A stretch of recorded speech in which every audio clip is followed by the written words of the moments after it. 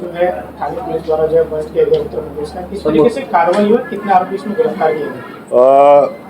जैसे कि आप जानते हैं, जनवरी 2024 में एक हमने फैक्ट्री यूपी में बस्ट की थी और उसमें लगभग 27 करोड़ का माल उसमें बरामद किया गया था। उसमें सीनियर पीआई दिलीप पाटिल और उनकी एपीआई पोल मैडम उनका मेजर कंट्रीब्यूशन था।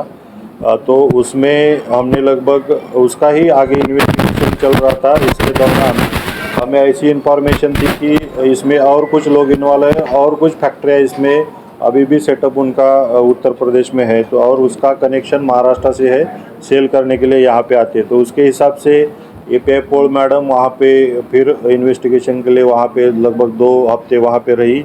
वहाँ पे एसटीएफ उत्तर प्रदेश के जो ऑफिसर है अनिल कुमार सिंह साहब, इन्होंने भी उसमें बाकायदा पूरा मॉनिटर किया और इसके हिसाब से हमें 3 फैक्ट्रियाँ लोकेट हुई और कुछ लोग जो आरोपी हमने अभी पकड़े वो भी लोकेट हुए। तो उसके हिसाब से हमने फिर एक रेकी होने के बाद पूरा कार्रवाई एक दिन हमने करने का सोचा और उसके हिसाब से पूरी 4 टीम हमारे महाराष्ट्र से वहाँ पे गई और एसटीएफ की लगभग 7 टीम वहाँ पे साथ में थी। इसमें सब monitoring CP Thane Ashutosh Dumre sir कर रहे थे, एडिशनल सीपी पंजाबराव उगले सर भी यहाँ पे मॉनिटरिंग कर रहे थे और एसीपी नीलेश सोनवणे साहब इसको लीड कर रहे थे। और ये पूरी टीम दिलीप पाटिल साहब, एपीआई पोल मैडम और बाकी हमारे ऑफिसर वहाँ पे और कांस्टेबल यादव, ये सब वहाँ पे थे। तो इसमें हमने जब रेड की तो वहाँ पे लगभग 2 फैक्ट्री हमने बस्ट की और लगभग जो माल मटेरियल मिक्सचर जो तैयार था वो मिक्सचर लगभग 6-7 घंटे में एमडी में उसको कन्वर्ट होता है बॉयल करके। तो वो मिक्सचर हमें वहाँ पे मिला। एमडी तैयार जो था वो कुछ मतलब कुछ घंटे पहले वहाँ से निकल गया था। तो ये जो हमें मिक्सचर मिला है वो लगभग 20 करोड़ 18 लाख 49 हज़ार का ये मिक्सचर हमने पकड़ा है। तो ये बड़ी कार्रवाई यहाँ पे हमें मिली है और उसमें मेन आरोपी 6 हमने पकड़े हैं जो कि ये सब रैकेट चलाते थे। जनवरी में भी ये वांटेड थे और ये भी जो फैक्ट्री हमने ये की है उसमें भी ये वांटेड थे। इसमें मेन आरोपी है संदीप इंद्रजीत तिवारी जो रहने वाला वाराणसी का है और ये सब मिक्सचर और ये केमिकल और टेक्निकल जो गाइडेंस था वो सब फैक्ट्रियों को यही करता था। उसके साथ एक विजय रामपाल यादव रहने वाला वाराणसी का है और बिंदु जोखई पटेल ये भी रहने वाला वाराणसी का। ये 3 मेन आरोपी थे जो ये सब मॉनिटर करते थे और उनके साथ हमने अनिल जायसवाल, नीलेश पांडे और विजय पाल ये आरोपी भी हमने पकड़े हैं। तो लगभग ये पूरा गिरोह जो ये ड्रग रैकेट में था ये सब हमने पकड़ा है। अभी जो इसके सप्लाई करने वाले जो ये फैक्ट्री से लेके आके बेचने वाले हैं वो अभी अरेस्ट करने बाकी है, उसका भी इन्वेस्टिगेशन चल रहा है और उसमें आगे जाके और भी लोग अरेस्ट होने वाले हैं। तो एक बहुत ही बड़ी कार्रवाई यहाँ पे थाना पुलिस और एसटीएफ उत्तर प्रदेश के साथ महत्वपूर्ण है कि संजय सिंह ने इसके लिए 1 करोड़ 20 लाख रुपए फीस चेक से अदा की। ये भी इसमें 35 लाख रुपए उन्होंने दलाल विजय और अन्य फॉर्मेलिटीज में खर्च किया। पुलिस निरीक्षक मतलब 1 वर्ष के अंतराल में संजय सिंह ने बेटे की 2.5 करोड़ रुपए फीस अदा की, वो भी चेक से। इतना ही नहीं, वर्ष 2023 में कलम्बोली, नवी मुंबई के अति पॉश प्रोजेक्ट दी स्प्रिंग्स में संजय सिंह ने एक 4 BHK फ्लैट खरीदा है। इस फ्लैट की कीमत 3.5 करोड़ रुपए बताई जा रही है। महीनों से इंटीरियर का काम चल रहा है। अंदाजा है कि 50 लाख रुपए इंटीरियर पर खर्च होंगे।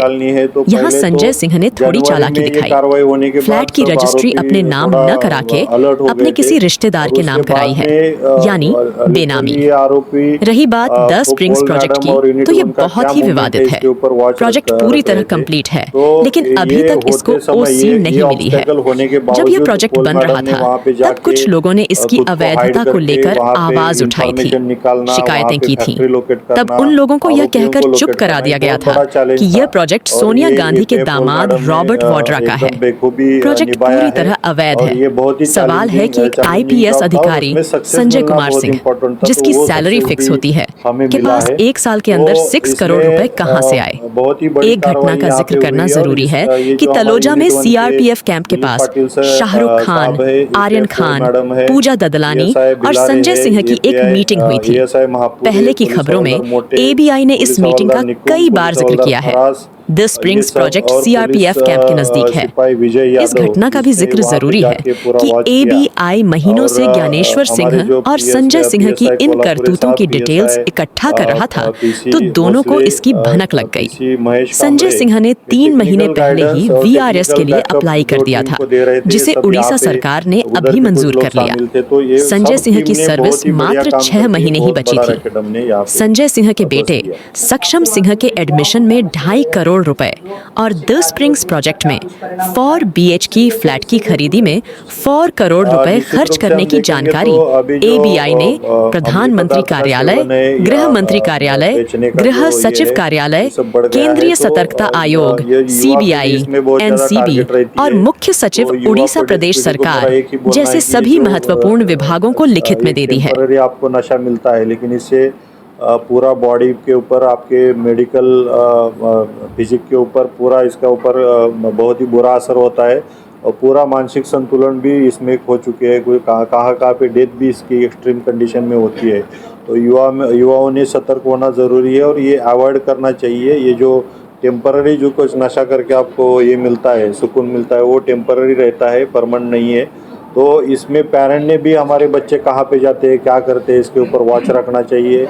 स्कूल इंस्टीट्यूट है, कॉलेज इंस्टीट्यूट है, उन्होंने भी हमारे स्कूल के बच्चों में क्या चल रहा है, आसपास कुछ ये अम्लीय पदार्थ बेच रहे हैं, नहीं बेच रहे, इसका वॉच रखना चाहिए। और ऐसी कोई इन्फॉर्मेशन है तो पुलिस को इन्फॉर्म करनी चाहिए। और सब मीडिया हो या आम सिटीज़न हो, सब ने इसके ऊपर वॉच रखना चाहिए। ये आगे जाके हमारे घर तक भी पहुंच सकता है, ये हमने देखना चाहिए। और अगर ऐसा हमारे एरिया में कहाँ पे भी ऐसा दिखाई दे तो निश्चित रूप से ये पुलिस को इन्फॉर्म करके हम जो ये रैकेट है या बेचने वाले लोग हैं, इसके ऊपर हम कार्रवाई कर सकें। कस्टडी सर इनको 6 तारीख तक ये मिली है हमें कस्टडी। हाँ, 6 महीने।